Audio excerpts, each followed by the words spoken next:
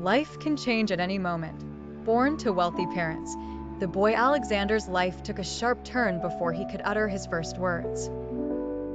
His parents, magnates of a multi-million-dollar company, died tragically in a plane crash, leaving him orphaned and alone. Unbeknownst to him, he was delivered to a grim orphanage where neglect and cruelty were dispensed more readily than kindness.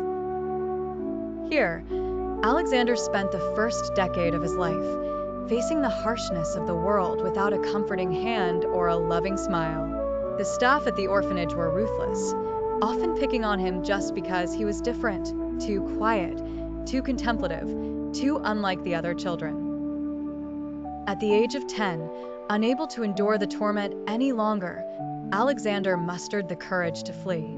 The narrow, dark streets of the city became his new refuge. He did everything he could to survive.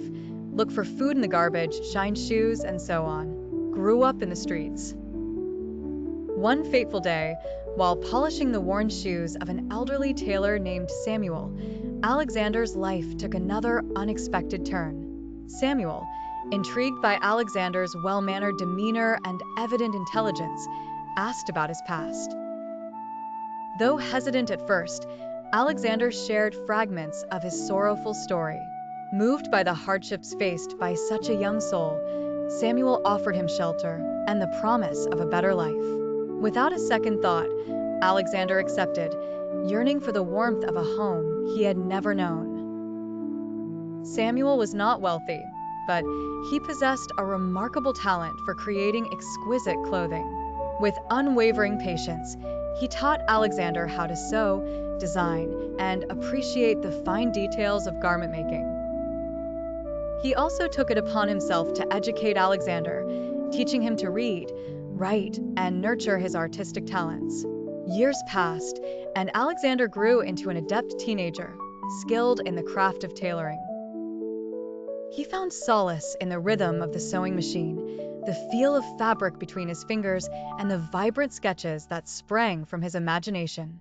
One prosperous day, Alexander was entrusted with delivering an exclusive garment to a wealthy family.